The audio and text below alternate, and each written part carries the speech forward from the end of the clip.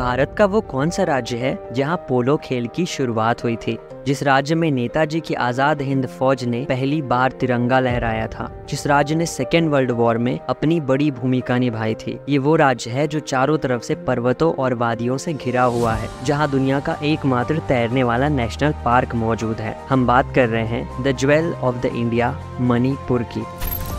तो आइए जानते हैं इस राज्य का इतिहास कि आखिर कैसा था पुराने समय में मणिपुर और यहाँ के लोग, किन राजाओं ने यहाँ पर अपना शासन जमाया, कैसे मैतीस, नागाज और कुकीज का इतिहास इस राज्य से जुड़ा है और आखिर कैसे मणिपुर एक स्वतंत्र राज्य बना। ये है भारत के एक अनोखे राज्य मणिपुर का इतिहास। इस राज्य का इतिहास जानने से पहले हम थोड़ा सा इसका भूगोल समझ लेते हैं। मणिपुर भारत का 5वां सबसे छोटा राज्य है और ये अपनी सीमाएं 3 राज्यों के साथ साझा करता है, असम, नागालैंड और मिजोरम। इसके अलावा म्यांमार के साथ अपना इंटरनेशनल बॉर्डर भी शेयर करता है। मणिपुर की राजधानी इम्फाल है और इस राज्य का 77% हिस्सा जंगलों से ढका हुआ है। मणिपुर का इतिहास आज से 4000 साल पहले तक दिखाई देता है, जब यहाँ पर आदि मानव लोग आकर बसना शुरू हुए। मणिपुर की थारोन गुफा में इसके सबूत देखने को मिलते हैं। इस राज्य को पुराने समय में कांगलेई पाक के नाम से जाना जाता था और बिल्कुल हिंदू धर्म की तरह सना माहिज्म मैतेई लोगों का एक प्रमुख धर्म था। पौराणिक कहानियों में जिक्र मिलता है कि आज से 2000 साल पहले इम्फाल नदी के किनारे निंगथौजा वंश के लोग आकर बसना शुरू हुए। इस वंश में 7 प्राचीन राजाओं का जिक्र है, जिनमें से एक राजा पखंगबा है। मैतेई ग्रंथों में इन्हें एक बड़े ड्रैगन के रूप में दर्शाया गया है और इन्होंने ही कांगलेई पाक राज्य को बसाया था। इनके टाइम पे लोग चावल की खेती किया करते थे, अपने फसलों के लिए जानवरों की बलि देते थे और चाइना, बर्मा जैसे देशों से व्यापार भी करते थे। राजा पखंगबा आज भी मणिपुर की संस्कृति और एकता के प्रतीक माने जाते हैं। 11वीं से लेकर 18वीं सदी के बीच बांग्लादेश, चाइना और म्यांमार से कुछ आदिवासी समुदाय माइग्रेट होकर भारत के नॉर्थ ईस्ट में रहने लगे। इन्हीं में से 2 समुदाय कुकीज और नागाज का था, जो भारत के असम, मेघालय, नागालैंड और मणिपुर के पहाड़ी इलाकों में जाकर बस गए। मणिपुर के इतिहास में घोड़े की भी एक बड़ी भूमिका है, चाहे फिर वो युद्ध में सैनिकों के लिए हो या युद्ध के बाद शांति संदेश भेजने के लिए। आगे चल के इन्हीं घोड़ों का इस्तेमाल मनोरंजन और खेल के लिए भी किया जाने लगा और यहीं से शुरुआत होती है पोलो खेल की, जो बाद में जाकर अलग अलग देशों में बड़े लेवल पे खेला जाने लगा। इतिहास में आगे बढ़े तो 18वीं सदी की शुरुआत में औरंगजेब की मृत्यु हो गई।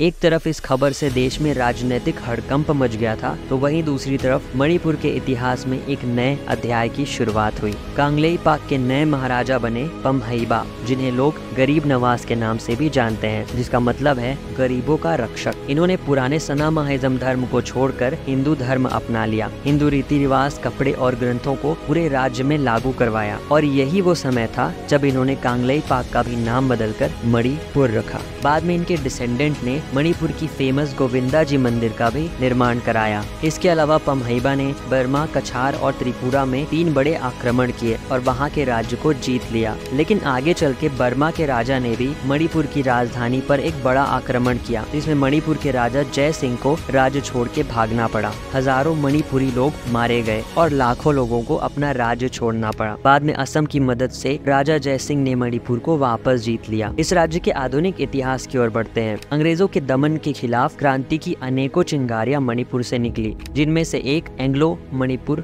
वॉर है, जिसमें एक तरफ राजा टिकेंद्रजीत सिंह और मणिपुर की सेना थी, तो वहीं दूसरी तरफ विशाल अंग्रेजों की सेना। मणिपुर की सेना ने अपना सब कुछ झोंक दिया, लेकिन आखिरकार अंग्रेजों की जीत हुई और राजा टिकेंद्रजीत सिंह को फांसी दे दी गई। इसके अलावा जब पहले विश्व युद्ध में कुकी लोगों ने अंग्रेजों की सेना में शामिल होने से मना कर दिया, तब अंग्रेज इस बात का विरोध करने लगे और एंग्लो कुकी वॉर की शुरुआत हुई। लेकिन आखिरकार अंग्रेजों ने इस क्रांति को भी कुचल दिया।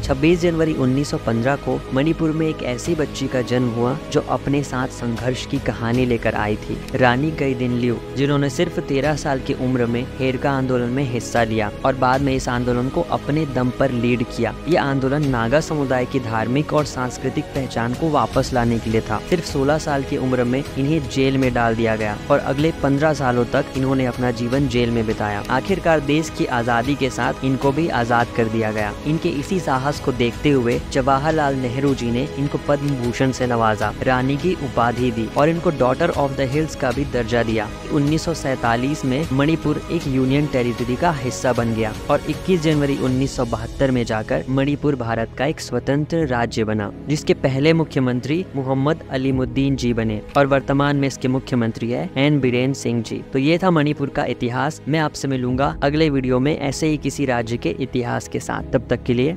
जय हिंद।